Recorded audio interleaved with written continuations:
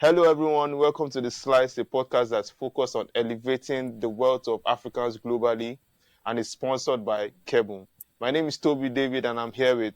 Yeah, hello guys. So we have an amazing guest today with us, and I met him over 4 years ago, and we've been really close since then. Um, Mm. David. So his name is No, it's drum roll. I drumroll. can't do drum roll, so I'm drumming the roll. You understand? I'm drumming the roll. Drumroll. He was when I met him actually, he was head of trust at Quantum Zenith. But before then, he was actually a team lead for private trust at FCMB. From Quantum Zenith Trust, he went on to be head of trust at Zenith at Investment One. His last job role was around head of trust at ARM, one of the biggest non-financial or non-banking financial institution here in Nigeria. And he is currently the co-founder of I FinLink think they are the Nigeria. biggest. I think they are the Yeah, biggest. one of the biggest. But Yeah, one of the yeah, they are biggest. the biggest. So I just so that you don't like shrink the magnitude of the work. You understand? Of the position. Let Jack come more. Jack come more. It's the biggest man. Please go on. Please go Yeah. on. And he's That's right. also a That's right. partner. He's also a partner at Rex and Noble Law Office.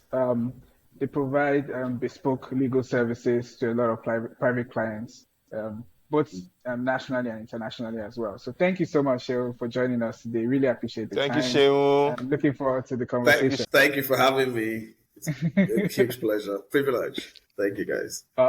Awesome.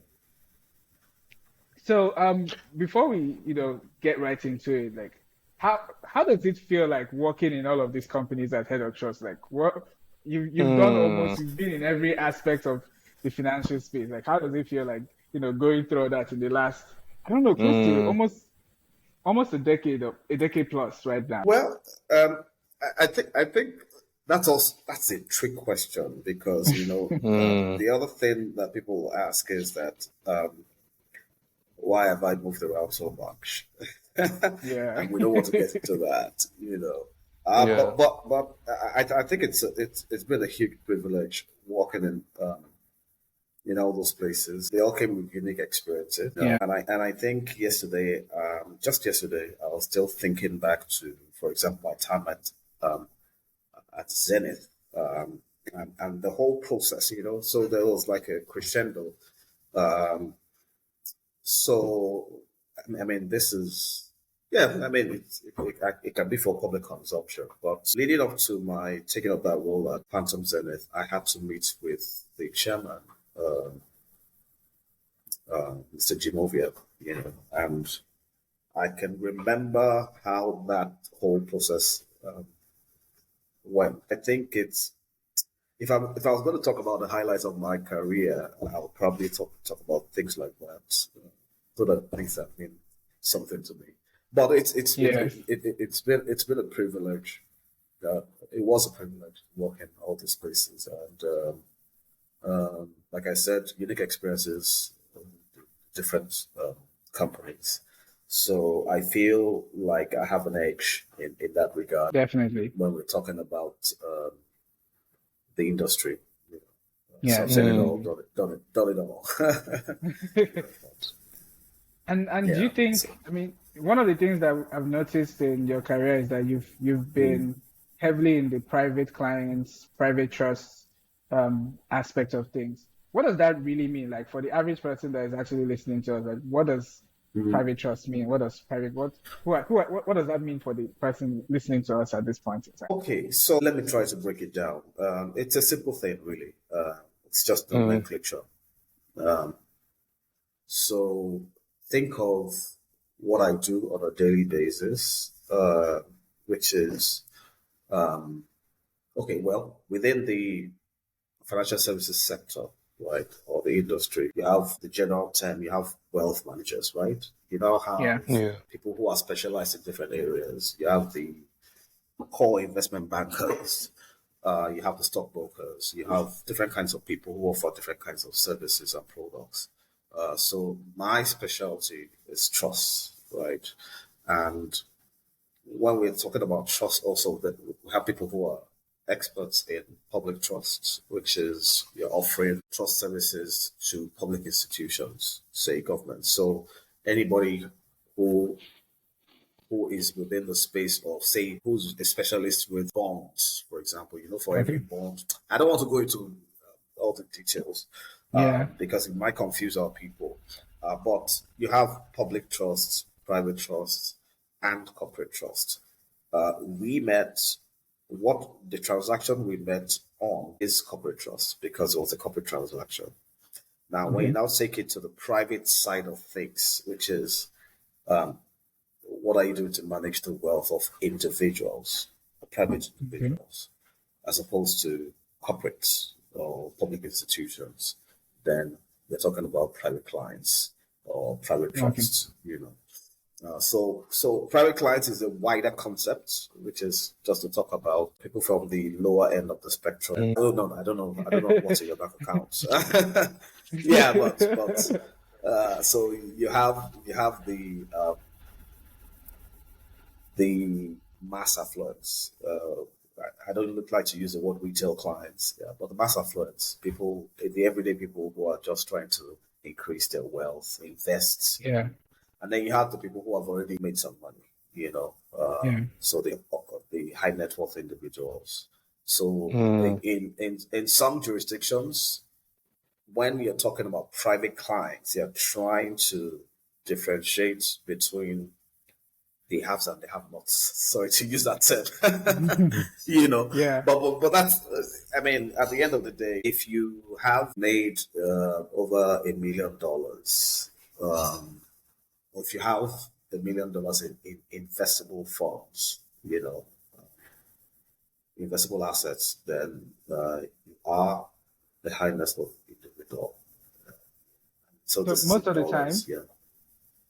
time, you're actually speaking that's the global definition, really. Okay, gotcha. High net worth individuals, $1 million in investable funds, in investable assets. Gotcha. Ultra high net worth individuals, $30 million. I'll still go into some of the statistics that I think you were interested in earlier. But that's it. So private clients, you tend mostly to speak to the high net worth end of the landscape. Kind of thing. So that's what I'll call it. Yes. So you spent like most of your career dealing with. I just want to give like context to the listener that he has spent most of his career really dealing with high net worth individuals. Yes. That's what I've always. In fact, when I wanted to come into the financial, but I wasn't in the financial services industry from the beginning. So my background was law, and I worked for a while as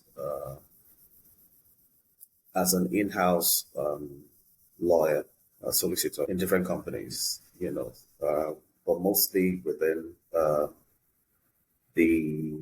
what you now call mobility. Well, let me call it logistics and telecoms. Okay. So I was within that space. But so when I wanted to move to another industry, when that opportunity came, I was particularly interested in the private side of things as opposed to the corporate side of things.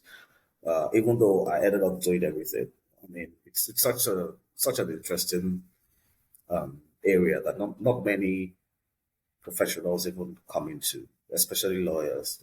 They don't pay so much attention to what people like us do, But if you look abroad, you see that it's properly defined, and there are professionals who make a career out of that. So that's what I'll say. Yeah. So I've done private clients, private trusts, and you probably see more content around that from me because that's where my interest. Not that I wasn't doing anything, but for close to a decade, yes. So a decade out of about 18 years now of work. So people take, yes. They saved me the money for 18 years, David. Is 18 years. that? I said basically swimming in money. It's not a lot. When you It's not a hit, lot. Don't worry about it. when you hit 20 years, I think you should do one or two parties. Just do 20 years, one or two parties. Well, I'm So already to throwing provide, my internal parties. Yeah, please okay, go. awesome. So for the podcast today, just to provide, because we usually do this thing where we just start the podcast and we just get into it, just because there's a lot to cover. So let me backtrack a Yes. bit for people who don't understand why we are here.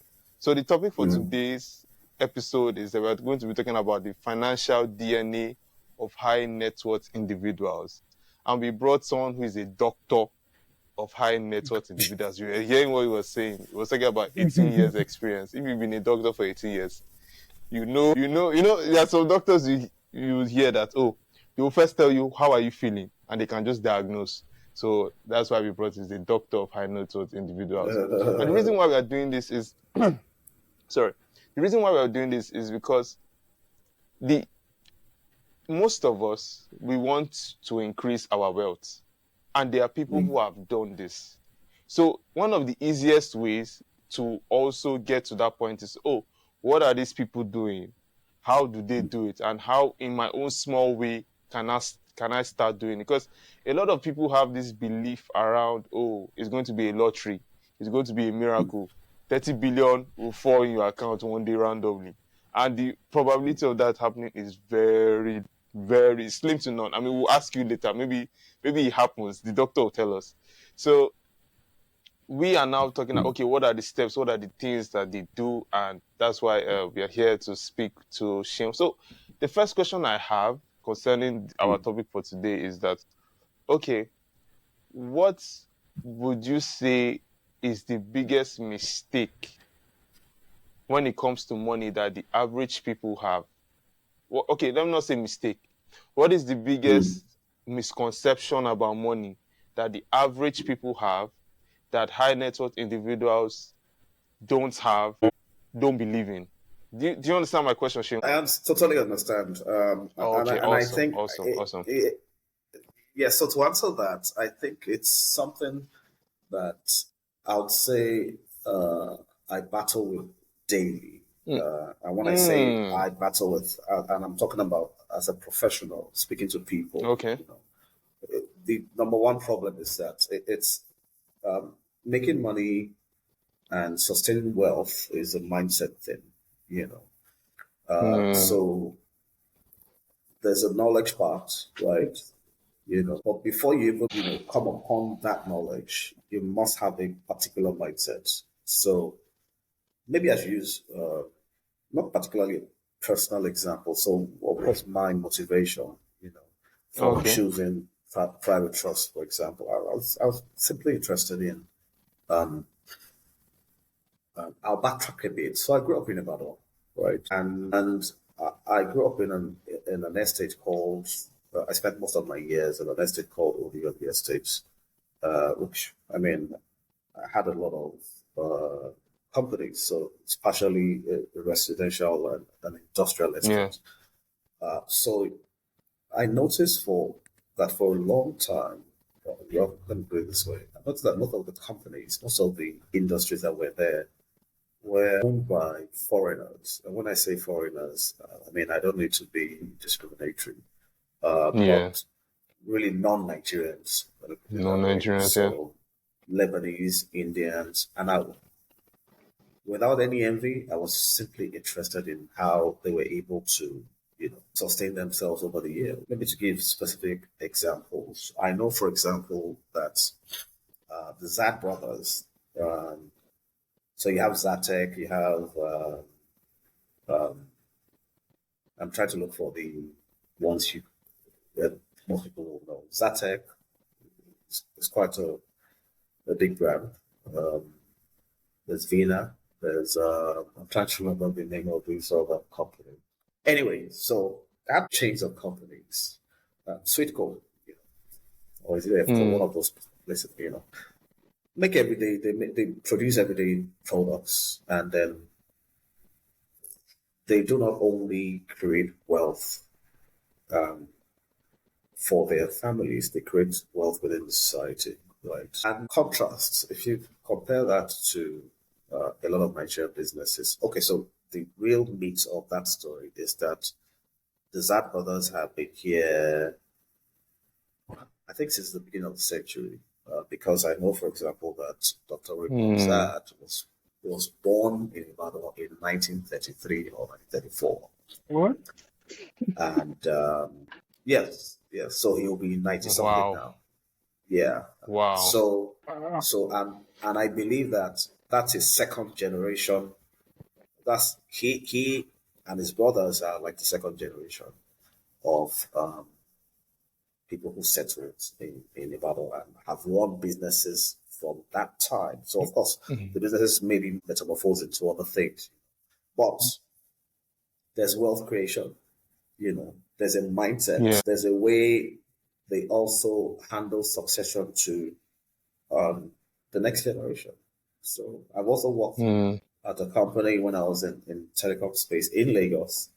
So this particular company, second generation, I think, or second generation. Wow. They had been here since 1947. They're there at Akademi. Businesses that you probably want to know. Anyway, bottom line is that I was quite interested in learning about wealth because, I come from a family of professionals. And when I say professionals, you're a doctor, you're a lawyer, you're a journalist, Yeah. this, you're that. So it's about work for 35 years and then retire to the simplicity of Ibadan or Lagos, because I have people in Lagos also. But bottom line is that you had people who I felt that in order to create sustainable wealth, in order to, even though we went poor, you understand, but there had to be more. I had to challenge my mindset to think, oh, look, Shell, you can't just spend 35 years and retire, to nothing really most of the time. You can't spend 35 years retired to nothing and just start spending your pension, unless maybe that's what you want to do, really. But not everybody is as motivated as you. But if you think about it now, I think I made the right decision having that mindset or developing that mindset, simply because if you look at where we are right now, you realize that what we need in society is a multitude, a critical mass of wealth creators. Not people. We have enough people who are professionals. We have people with 2 master's degrees who are not necessarily wealth creators. They're adding value to society, but we don't have enough money in society. We don't have enough. We're not, as much as we call ourselves a capitalist society, we're not as capitalist as the Americans, for example. They have a lot of. If you compare the numbers, if you go do a deep dive, not a surface dive into numbers of high net worth individuals, you'll be shocked at the gap. Meanwhile, this is a very rich continent. This is a very rich country. If the individuals really tap internally into the resources. So we need more people I'm a lawyer, quite all right, but I don't want to say we have enough lawyers. But yes, there will always be people who study law. You understand? We will have lawyers, but we don't have enough wealth creators. We don't have enough entrepreneurs. Let me put it that way. We don't have enough. We should call them businessmen back then, businessmen. Now it's entrepreneurs. We don't have enough of them. And I think it's a big deal. It's a big deal. And so, back to your question, one key thing is that mindset. The difference between people who end up with considerable wealth, and people who are just there. Let me put it that way. It's just a mindset, and it permeates every society, every fabric of every aspect of the society. Because if you think about it, I don't know what the cliche is, but really, poverty is in the mind. It starts with you just having a different mindset. So I'll say that lies, if you think about it that way, that is at the very base of,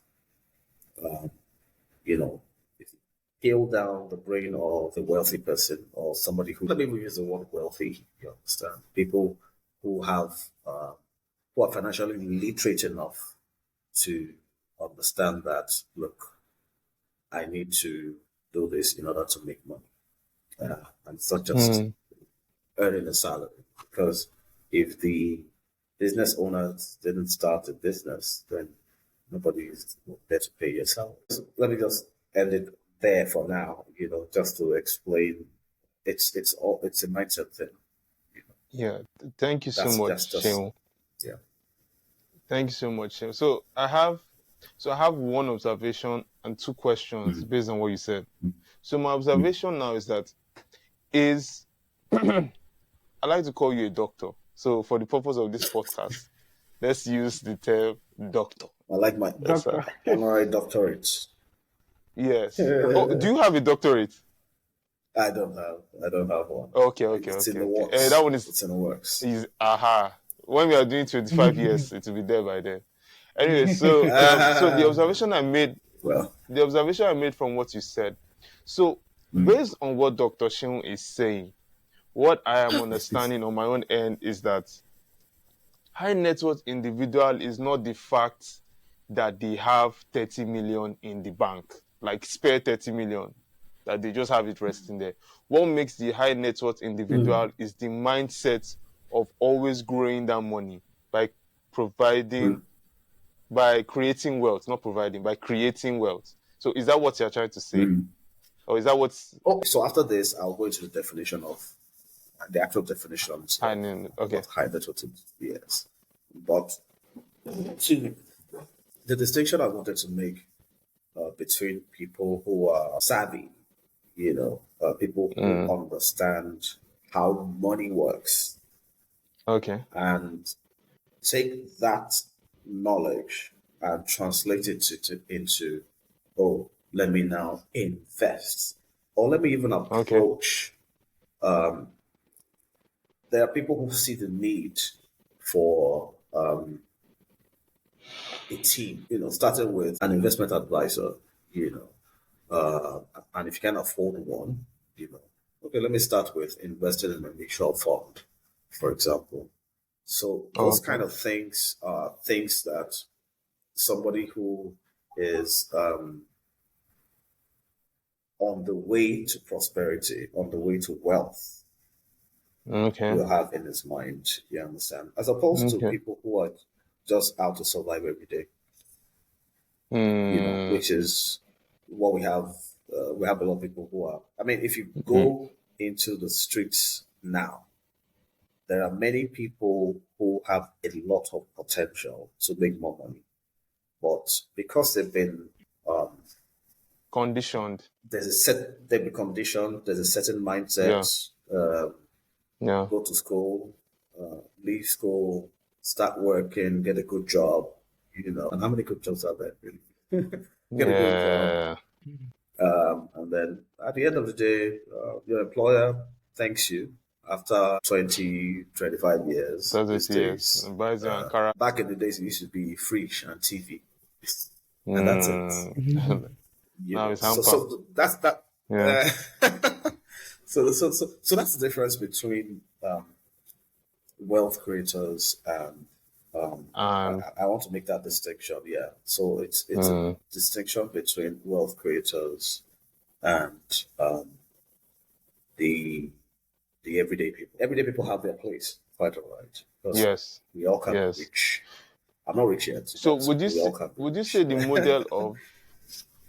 model of because how we've been trained, how we're raised up. We are not in the same generation, but like from let's say your generation down to let's say people born down up to let's say even 2005. I don't know how anybody after 2005. That one to me are still anyways. But my point is that one is no alphabet.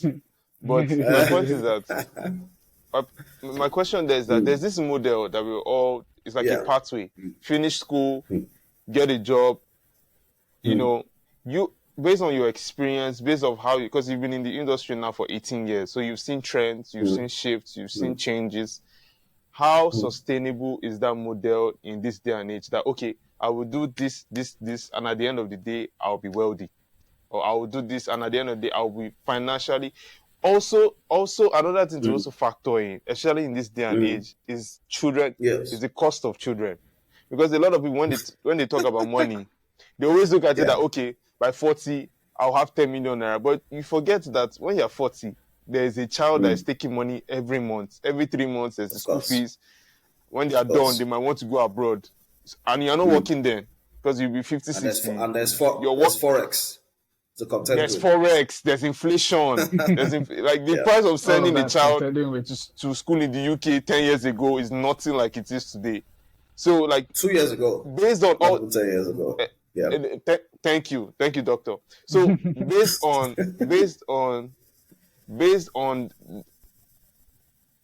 everything that has happened now, would you still say that that model is sustainable? That, okay, let me just finish school, enter job. Okay, so I think there needs to be. I'm not one for throwing out the baby with the bathwater, because there's a place of education, very important. Yeah. But we need changes to how we approach education. Right now, education in most of our universities is still by rote. Seun, do you mind saying the school you went to, like the university you went to? I went to a local. Sorry, don't let me pop that. I went to Olapisi University. Which I entered Ogun State University and I finished from Olapisi University. Changed the name. Okay. So I went to part of the Ogun State set. University. Yeah. Yes. I part of what I said. Yeah. So I went to Olapisi University. And part of my rebellion when I started studying law. So I think I had a different idea of what university education was supposed to be like, maybe from too much exposure to books and TV, So I think there was a culture shock when I saw that we're just cramming, and especially in law, just cram, put down your cram and pour, and the people who were doing that were rewarded, but people like me who were more critical, in thinking, I want to understand why is this? Yeah, there's this principle, there's this blah blah blah, but why is it like this? So by 200 level, I was already disillusioned. I started showing my grades anyway, but I sat up in 400 level again. So I think if I were to start with anything, I think education plays a huge role. So the approach to education has to be very, very modern. When I say modern, universities have to be secondary schools. I'll start from secondary school. Yeah, secondary schools, universities have to be in tune with the times. You can't keep pushing people towards the traditional careers. And I'll tell another story. So I remember our GSC exam. That's junior Y, right? That's from going from junior school to senior school. I remember that. So I went to Government College Ibadan, and back then we had a guidance counselor who, up till now, I respect him, But then what I noticed was that, okay, so I can't remember what exactly, but I think I had more, my A's were in English, the languages, English, of course, Yoruba, English, Yoruba, I can't remember the third subject, and I had C's in all the other subjects. And automatically, without speaking to me, you understand? Mm. They just said, "Oh, this boy is a social science candidate." You know, he's not in quotes dull to be placed in the arts. You know, that was the mentality then. You know, the A students were placed in. I don't know. Okay, so yeah, I'll agree that we're from slightly different. We're from the same generation, but from slightly different things. Started changing probably when you guys went to school. You know. Yeah. But that was what it was like then. They just shoved me to social sciences class. So you had sciences, you had social science, and then you had arts. And if you think about it, that already set the tone for my journey. You know, I had to make some changes later because you have to ask me how I ended up with law. You know, I had to spend an extra year just to make that switch. But anyway, that shows you the kind of problem that we have, you know, in terms of education. So if we bring it back to what we're talking about, can we start? My daughter now, so they have extracurricular, what they call them, not extracurricular, Curricular sort of activities. like extra. Yeah, so they have some special classes. So they have optional courses, you know. I saw that they had entrepreneurship in primary school. I said, okay, choose entrepreneurship because you must make money in this life. And then, Very key. I mean, I'm so happy now.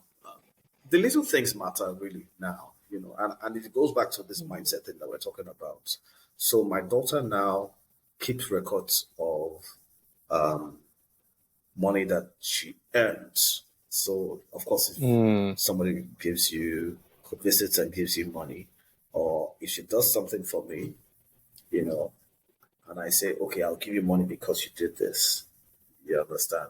It's a deliberate thing on my part to get her to know or learn about money. So this is how the kind of value you have to place on money. You have to work for money. You know, you have to do something in exchange. You know, so I give her money sometimes. People give her money, and then she keeps details. I think I posted this on Twitter some years ago. Maybe it was last year. That my daughter actually told me that I was owing her 55,000. Now that I'm on, I'm telling you, I'll look for that tweet. But she did tell me that, like, you know, and I like the mindset because that's the kind of generation we need to be raising, or people who very early on understand what money is, you know, and how to make money, how to sustain, you know, how making a little translates to wealth. And I'll talk about things like succession, you know, and that's I think that's also the difference between say like our society and I'll use the American society, wealth creators in America, and that's why the country is just great, whether you like it or not. You know, so anyway, so that's just it. You know, you have to start from education. You know, and that's why I'm also passionate about financial literacy. That's why I started something regarding that. You know, because people need to learn about money. People need to know how important money is. If you're broke, trust me. I've been broke many times, and I know. I won't tell you I'm broke right now, but I know that it's not a good place to be in. Anyway, let's just continue. It's essential if we want to get out of, let's say, the kind of rut we're in now. Trust me, if we had a lot of wealth creators in Nigeria, then we don't even need to depend so heavily on the government. Yes, you know. And if you look closely at the American society, you realize that the reason why that society the government can tax its citizens heavily is simply because you have enough people who are actually creating that wealth. Creating wealth. It's that simple. You know. Thank you so much, Seun. Yeah. So thank you so much, Seun. So I don't want to, because I have anytime we speak like this, there's like things questions forming, observations and all that. But I don't want to take up all this space, because you mentioned something very profound. You mentioned not just making the money, but sustaining it, which is very wisdom. So let me give the floor to Jam to also go ahead and ask any questions you might have. Yeah, I think thank you so much, for the nuggets. One of the things I've always been fascinated about is how wealthy people look at risk and return, right? Because at that pace in your life, you've made money, you don't want to lose it, right? When you compare it to the average people, like they want to maximize as much money. Like their mind is like, how do I get this money to double every 2 seconds? If I can do that, that would be fantastic.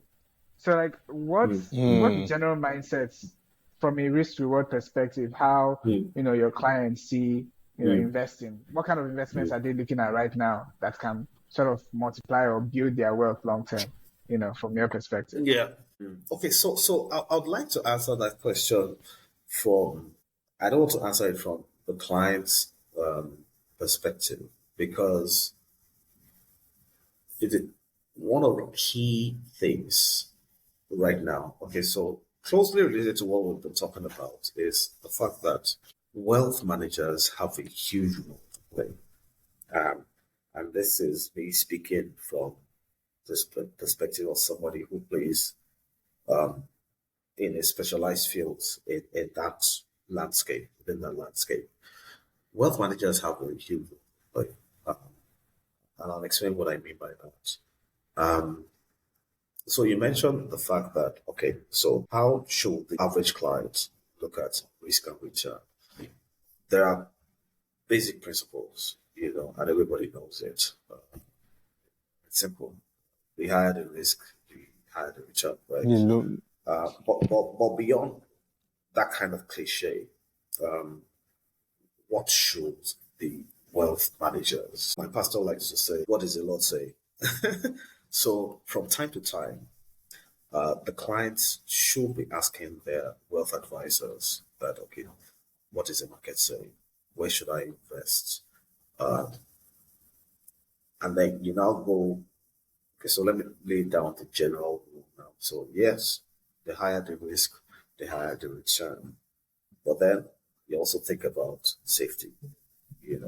Are you looking for safety at this point of your life?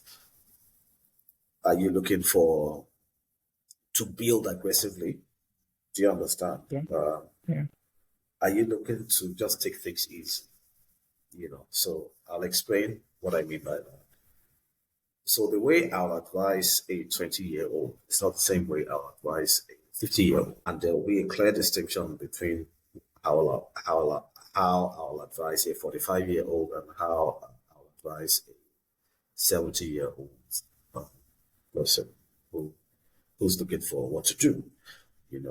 So do you want to be, when should you be aggressive with your investments? When should you take higher risk? And this is, of course, not to encourage people to. Anyway, once you go to a professional, anyway, you'll never end up in the hands of Ponzi schemes or people who offer fantastic returns in exchange for, your money. So, bottom line is that I would say that yes, at some point you should be taking risks in terms of investment in order to build that wealth you're looking to build aggressively, especially in Nigeria these days. This may not be a popular way of looking at it, but trust me, the current economy is saying, it's not saying double your hustle. The current economy is saying that quadruple your hustle, You have to, because people are falling down the ladder fast. And I think right after this, I'll have to speak about high net worth individuals again and what that composition and all that. So bottom line, I'm saying that the way I advise a 25-year-old who earns well, I'll very likely be telling that person to, I'll definitely, everybody needs a diversified portfolio of investments because you can't put all your eggs in one basket. You need at every point, you need to diversify your assets, right? So you have some stock, you have some money market instruments, you have different kinds of things. But the speed, the risk is what we're talking about here. How risky should that be? Leave that to a professional portfolio manager and investment manager for them to handle. That's the advice I always give people. Let the professionals handle that at any point. Do you understand? So there's a time to be aggressive with your investments. There's a time to slow things down. There's a time to just, after making that money aggressively, you now have to protect. That's it. Okay, so you make sure that you're not losing value. You understand? The assets are not depleting. We'll get back to that now. And then in your 70s, definitely, or in your 60s, you're definitely looking at retirement. You're looking at different kinds of things, So you slow down at that point. So at that point, you're only looking at safety. You're not looking at any aggressive accumulation. You understand? You're not looking at taking higher risks. So that's, to break it down simply, that's how it is. Yeah. Let me quickly go to the breakdown high net worth individuals. High net worth individuals. So, like I was saying earlier, global definition: a high net worth individual, somebody who has at least $1 million in investable funds at any point in time, and then ultra high net worth. If you have over $30 million, slight differences in different regions, but that's globally acceptable. Now, let's come to Nigeria. As at 20, we only had, so how do I put this now? So when you're looking at people who had crossed that $1 million mark, we know that the dollar is the Beyonce of currencies. $1 million.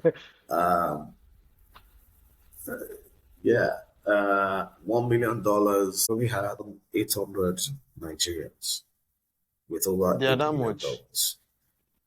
Yes, at that point, they were more than that. Yes, they were more than that. I'm surprised by that number. 9,000 Nigerians with $1 million. That's a lot. $1 million. If you think about it, we definitely had more than that some years ago. I think at some point we had 13,000. But if you look at what inflation and the forex situation has done, and I'm sure it has fallen now, because when we're talking about this, I think the dollar was 700. So it meant that people had over 700 million naira, if their money was in naira, really. But anyway, so that's that. Now, the categorization was also that we only had $4 billionaires in Nigeria. Just 4. Only 4. Only 4 as of that 2022. I know now that the dollar has gone back up. So at some point, we had way more than that. So you can see now that even the rich people, even the billionaires that we had, are getting scared of them losing value or their wealth losing value. So everyone is on the edge. Everybody should be on the edge. So you need to be at every point in time, you need to have solid advisors behind you who are making sure that your $1 billion does not become that $100 million. That's a significant mistake. So numbers we're talking about, 9,008 millionaires, that's high net worth individuals. That's high net worth individuals. Yes. Now, of course, definitely out of that 9,800, you now had 4 billionaires. You understand? We now had a further categorization. People who had over $100 million. That's centimillionaires. So definitely some of those billionaires have fallen into that. And so anyway, people who had over $100 million. I think they were about 300 and something. So you had the people. As of 2022? As of 2022, yes. Okay. As of 2022, I wish I had. I think I just deleted those numbers from my head because I did a comparison between those figures and what you had in New York alone. New York had way more. I think New York has the highest number of millionaires in the world currently. Yeah, so if you break it down, New York, San Francisco, the other places, and not Stockholm. So, we simply need to be creating more wealth. Simply need to be creating more wealth. And those people don't have 50 heads. I'm talking about the Americans. They don't have. We actually copy their system, and I don't think we're copying it well. And so we need to have more. We need to have more wealth creators. We need to have more people sharing their knowledge about not only sharing their knowledge, bringing more people up. Empowering more billionaires. Because trust me, there's a dollar millionaire in my family. I'm sorted. Yeah. You understand? Yeah. A lot more people will be sorted. And then as Nigerians, we have that very strong sense of community. We're not as selfish as some other people, some other nations. So, we bring other people up. So that's just the way to think about it. It requires a lot of thought, and I wish the government was able to driving this instead of just trying to tax everybody. Problem is that where is the money coming from? So let me just pause there. Yeah, I mean it's interesting to see that even for HNIs, you still have to categorize based on their risk tolerance what they should be investing in, right? So if someone is in their 70s, the risk tolerance is probably different from someone in their 30s or in their 50s, and that is even like same thing for anyone that is listening now. The same thing that these guys are doing, we can do it as well, where, you need to know your risk tolerance to know that, am I the kind of person that, can go all in on Bitcoin, or am I the kind of person that can diversify and see how I can hedge my bets? So I think that's really important to really take note of. And the other thing that I wanted to hear about, because you mentioned a lot about people with over $1 million of investable funds as of 2022 being here in Nigeria, which is a very crazy figure. I don't even know. Then around 20 millionaires, so people over like 100. Sorry to stop you. Or to interrupt. Did you expect it to be higher or lower? Lower. I expected it to be lower. I wasn't even expecting it to be I really expected it to be lower. No, people have money. Trust me. People have money. Wow. And that's interesting. The funny thing about it is that out of the 4 billionaires, only one billionaire resided at that time, was residing outside Lagos. A significant number of the centimillionaires were based in Lagos. Wow. Okay. I need to be going out more. Money in Lagos. You need to be going out more. You need to start meeting people. That's interesting. But that's it. That's it. That's interesting. In the aspect of so now I'm thinking of now trends. So trends and what they're actually investing in.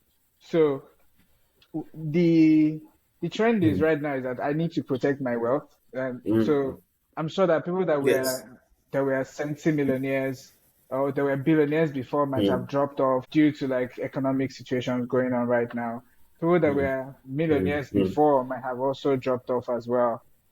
just thinking around, like if you're advising that person right now, what's the kind of advice you give them at this moment from a preservation point of view? Like, what are you telling them at this point? Point of view.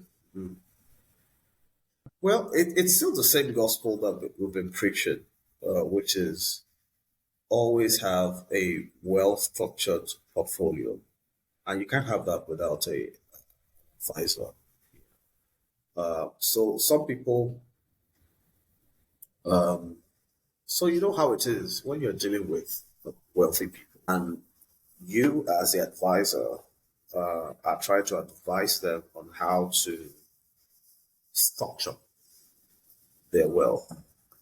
There's this subtle tint of arrogance that sometimes comes in, like, the salary, what do you know about making money? You understand? But it's a very huge difference between making money and sustaining and protecting that your assets, your wealth. You understand? So the gospel has always been that, okay, talk to a professional, make sure that you have a well-balanced portfolio. And what's a portfolio? Simply that, okay, you have stocks. Because in the past, these very rich people would just take a large chunk of money and invest in stocks, invest in the stock market. And then 2008-9 came, and then a lot of people ran. But think about it, if they had a very balanced portfolio, if they had allocated, if they had sat down with a proper investment banker who would tell them, okay, so put so percent in this, put so percent in this, invest in some collectibles, invest in some art. I we have people like that who have always had those things within their disposal, but they never thought of it that way. So the gospel has always been that diversify. Make sure that you have a well-balanced portfolio that is diverse. It's that simple. Nothing beats that. Nothing beats that. Before we start going into, say, okay, now you want to go into, even a well-balanced portfolio now, we'll talk about alternative asset classes, like how do you approach real estate now? How do you approach, for the adventurous people, cryptocurrency? How do you approach art? How do you approach collectibles? I also have a passion for advising entertainers. You do have wealth. And it's not just in the dollars that you earn from your streaming, for example, but musicians. It's also in your intellectual property. Yes. How are you protecting that? Have you set up a trust? What happens when you die? Look at Mubad. Look at all the funny stories around. So there are a lot of things to think about. But best thing to protect your assets, diversify. Sit down with an expert, an investment advisor who will tell you, okay, do this, do that. Invest in bonds, invest in this, invest in that. There's so many instruments around this. And then, thankfully, people travel a lot also. You understand? So, explore that abroad if you go on your holidays as well. I don't want government to come after me to say that they're not asking us to invest in Nigeria first. but it's the reality. We live in a globalized. People already have homes there. People already have assets there. People have assets that are empty abroad. Trust me, I know of clients who, let's not even go into it. Money that can be put to better use. Money that can be put to better use. So diversify at all times. That's the how are you basic looking for right? anybody. Just that's the style, and it's very important. Like for most people listening now, always try as much as you can to hedge your bets. So if you're solely conservative person and you've been investing only in bonds, maybe you want to dip your hands a little bit and sort of control, your investments over time so that you don't lose so much value on your own end. For Exactly. newcomers, for example, now for someone that is listening now, we for Kebo now, most of our customers are investing in US-denominated assets, almost in every region from the UK to the US. And most of them are actually customers and are also listening as well. And usually what they invest in a year could be as high as, for most Nigerian investors, probably as high as $500. For the aspiring investors, could be as high as 5,000. So in every single year. So the question I have for you, like for someone that is new and that's coming up, like what's the best advice you can sort of give to that person when they're thinking of starting off their investments, thinking of being more serious this year with their wealth generally? From your perspective, what's the first thing you probably tell them to really do? Well, the first thing I always say to people is that there's always a product for you out there. And people always, I've come across all sorts of excuses. Oh, I don't earn enough to invest. I don't have blah blah blah blah. Well, yeah. Now I think you're talking about people who have already taken that decision to invest. It's simple. Just find a product that, of course, with the guidance of an expert again, find a product that is solid enough, regulated enough also, for you to invest in. Let the people who are experts at it actually handle, because if you think about it, the wealthy people who just put all their money in stocks. So up till now, we still have a struggle with private clients, ultra high net worth and high net worth individuals, HNIs, who want to do it themselves because, like I said, there's that state of arrogance. Like, I've done this. How much are you worth? Like, you're talking to me like this. It's that. Just listen to your advisor. Get their guidance on what to invest in so that you don't get burnt early enough. It's never too early. So if you can't afford, and when I say advisor, I'm not just talking about you going to retain the services of an expert. You understand? Yes. It's that there's information out there. You understand? So go to and I believe that an essential part of what you guys do at Kemble is that financial literacy bit. Exactly. You're not just offering them products and services, you're also telling them why this is important. Exactly. And where this is going. You understand? Because clients need to see that journey. That this is where I'm starting now, and this is where I'm going to end up. I'm likely going to end up. Exactly. So I will say to that client that to start from somewhere. So after crossing that bridge of starting from somewhere, then talk to your experts, and your experts don't have to be. So if you decided that I want to invest in real estate, go to Kebble. Look for a rate to invest in. If you know that, so another mistake that people used to make was that rich people, up till very recently, they still make that mistake anyway. When they have enough money, I know how it is. Real estate, I'm talking about one of the real real estate agents,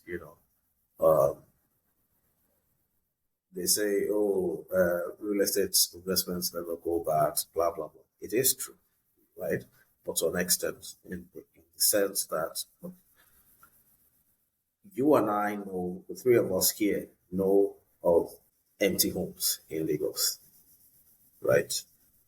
And when I say empty homes, I'm saying people who invested in real estate and don't have occupants in them. Yeah, those zero things have been on rates. the market. Yeah, those things have been on the market for 5 years. Now, tell me if that is wise investment when you could simply have gone some other route. You understand? still in the same real estate space, right? Look for the products that are easier. Share the risk. Back to risk again. Share the risk with other people. So you have products that help you with that. Products that are broken down into simple structures for you to understand, and then you share the risk. It's that simple. So do rates, there's so many ways now, but it starts with having that conversation. Having that conversation with professionals. That's what I'll say. Awesome. Thank you so much. The last question I have from my end is, I always like to leave our users with something that is very unique, something that they probably have not heard anywhere, or some secret nuggets they've not heard anywhere else. So I'm going to put you on the spot right now.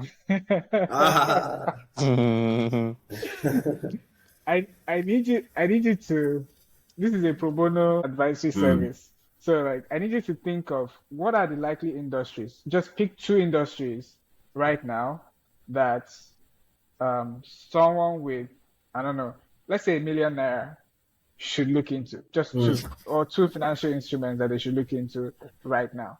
If you have $1 million, where should I put it? 7th of February 2024. Okay, $1 million, right? Naira has not so much value. It's a pity. That used to be heavy money. So with $1 million, well, it's simple, really. Okay, so let me throw you back on the spot. What's the cheapest that you have as cable? You can invest on the platform for as little as $10. So that's like $15K right now. $15K. Okay. Okay. So for somebody with 1 million naira, remember that we also said that you need to diversify without your 1 million naira, you have to break it down properly. Right? Yeah. So yes, the stock market has started doing well for some time, but what we always advise for anybody is that just invest in what they call the bellwether stocks. So the bellwether stocks are the stocks that have done well over time. So Nestle, Nigerian Breweries, Zenith, GTV. I don't know if GTV is still no. Anyway, but then just look at, and there are so many, without wanting to advertise for any particular company, there are so many companies that give you that information for free, So subscribe to a newsletter, where you get all that people bombard my emails every day with information about what to invest in. So check the bellwether stocks. Balance that with, I always advise that you should have real estate in your portfolio. So of course, you can't even buy, what can I call it now? You can't even buy sand. So if you want to invest in real estate, go for the retail products, like you have at cable. Go for the retail products, invest in that. At some point, this is so sad. Because I remember that Ekpe used to be, just a few years ago, you'll get land in Ekpe for 300,000, 400,000. Now you can't even touch. You can't touch. Yeah. So as time goes on, you see that things change. But we can't tell everybody that, go and make more money before you start investing. No, it's start from somewhere. The message is always start from where you are. 1 million naira, buy some stock, buy some bellwether stock, choose carefully with the help of your robo-advisor, because those emails you are getting is doing the work of a robo-advisor. Leverage on that, buy some real estate. I don't know how much, so you can balance. What do you call your units again? Like shares, like fractional shares. Tokens, tokens, So get some tokens, get some units in a real estate investment trust. That's a rate. If you can, I don't know how much those things are now. But of course, you can put the rest in a money market fund. So a collective investment scheme, which I mean, you have a lot of them doing quite well. You know, of course, the 1 million naira, you can't be too greedy. You can't expect That's true. That's true. to double it. If you want to double it, just know that you prepare your doctor to give you the injection when you slump. when you invest in Oh my goodness. That's But I think That's very true. thankfully with regulation, a lot of the Yeah. policy schemes have reduced. Thankfully, a lot of people have been exposed over time. So generally, as a rule, anything I don't understand, I don't invest. That's Yeah. the Straight quote. up. That's the quote of today. Anything you don't understand, don't I don't invest. invest in. Uh-huh. I don't Yeah. invest in. So you said Yes. three very key things for investing with 1 million naira. So that's our secret nugget for today. Number one, Yeah. bellwether stocks, not just stocks, but bellwether stocks. You mentioned real estate, not just Yeah. real estate, because your money cannot buy sand, according to doctor, Mm. but And not all those retail they products. they offer you rice or ram or goat. Oh, wow. All this cow I'm, for land. I'm sorry, but I mean, without naming and shaming, I did Yeah, help we know, a if you know, particular you cousin. know. If you know, you know. If you know, you know. Even, bro. We'll soon get in You know, trouble. anything that any offer that is just too good to be true, just Yeah, Yeah. it's usually. a proper a rich person, and when I say rich person, and it's so amazing to look into the minds of high net worth individuals. They're very smart. So a typical high net worth individual, you can appeal to them with the offer of a bag of rice. I'm already paying you some fantastic amount of money, fantastic sum of money to buy land, and you are trying to attract me with a bag of rice and goats, or ram, it doesn't make sense. They look, I can afford this thing myself. Why are you offering me? Yeah, why now? Of course, I'm not saying that rich people like free things, do you understand? Yeah. But then it has to be something. Sometimes it's even something intangible. Sometimes it's just rebate,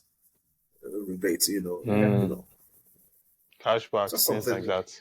exact cashback, things like that. Yeah. Just think like a rich person. Think like a rich Think like a person. rich- So Love it. we will start wrapping up now, but you mentioned something earlier, and I noted it down. You talked about how you had started doing something around financial literacy. I don't know if you remember saying that. Yeah, so can you share? Yeah. Can you share so that people who are listening in can also be part of that and can benefit from Dr. Seun?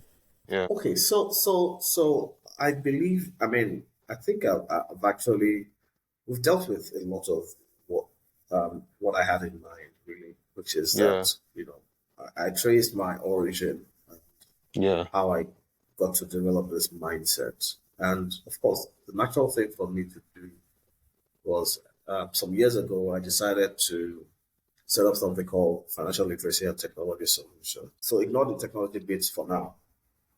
Okay. We're dealing with the financial literacy part. So the financial literacy part is simply just to democratize financial literacy in Nigeria. And what I mean by that is that I believe that we'll have a better society. We'll have more financially well people. There's the concept of financial wellness as well. Yes. We'll have the concept of financially well people if we tackle the issue of financial literacy. We can see the numbers already. There's no middle class, obviously, anymore. There's no middle class. I mean, who are the middle class in Nigeria, really? Everybody is one. Think about it. I always say it. Anybody is okay. So when I decided to leave my last job, for example, one of the key considerations was the fact that I won't have HMO coverage anymore. So I made arrangements. I started making arrangements to say, man, you can't afford to fall sick in Nigeria. Almost everybody is one sickness away from total poverty. Think about it. If you fall ill, and it's something that's something that's serious. It's serious. One visit to the hospital, all your life savings are gone. All your life savings are gone. So does that mean that the middle class? I'm still trying to understand that statement, because traditionally I've always defined middle class as people. I think those people, for example, families, household who earn between, I think, 10 or 15 million, something like that. So now I'm hearing you say that there's no middle class. I'm just like, It's a radical opinion, and I'll explain why I feel that. I like the figure that you quoted. So you have a lot of people who look up to people who earn maybe 10, 15 million per annum, right? Yes. But think about it. One visit to the general hospital, I'm not talking about the private hospital. One visit to the general hospital, if you have one member of the family has one serious illness, can wipe out everything. In 1998, now this is a personal story. In 1998, and that particular year, I believe I wiped away from my memory because it was traumatic. In 19, I watched everything my father had worked for go down the drain, and it was as a result of his illness. So he was sick for 4 months before he eventually passed. And then you can't watch a loved one deteriorate. You have to spend money on bills. I remember back then that the procedure we were doing every week cost, I can't remember how much it was, but I think it was about 11,000 in 1998. Now, 11,000 in 1998 was a lot of money. Yeah, that's a lot of money then. You know, so, and we were middle class. And you were in the supposed middle class. Yes, yes. You know, we were middle class. Now think of what inflation has done over the years. Yes. Where is the middle class really? Who would you say? Everybody is one sickness away. Don't let me say sickness alone. One calamity away from the people who are in the lower rung, the poor people. And that's the truth. No, if you lose your job today, even with all your savings, do you understand? How long will it take you to going back to I can't feed, you know?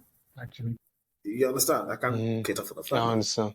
Those are the realities. So where's the middle class really? You have middle class in society. You know that there's infrastructure, some sort of guaranteed income, even if things don't go right. You know, there's nothing like that.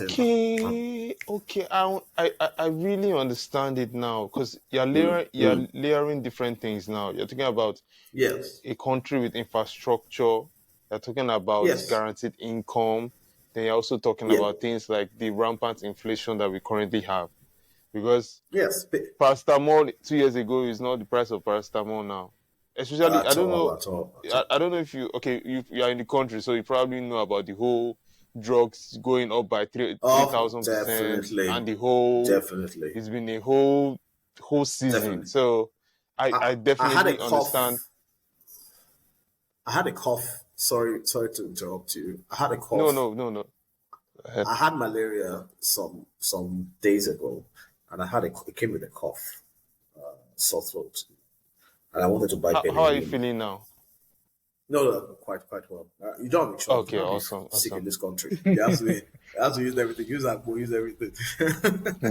You know. So I went into a pharmacy to buy Benelli, and something just said, because part of financial literacy that I'm teaching myself now, you know, as an advocate of it, is that look, every kobo counts, you know. So before I used to just go to have a rough idea of how much that thing will cost, you know. So I'll just go without checking whether that thing had gone up, that the price of what I'm buying has gone up, just pay for it. And then somebody else told me, she asked for the price of that Bentley, and it was 15,000. What? 15,000. How much was it before? Yes, Bentley. How much was it before? Bentley was probably 3. At the very expensive. At the big boy stores. At the big boy pharmacies, exactly. Yeah. Yes. Yeah. Yes. What? Probably 3,000. Yeah.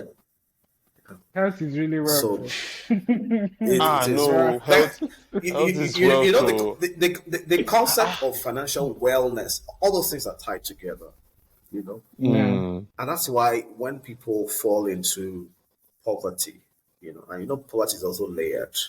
When people fall into poverty, their health, without them having any obvious illness before, you find that even falling into depression is your health suffering, you know? Yes, very true. It's a medical depression is a medical condition. So there's so many things, you know. Now, who will take that person?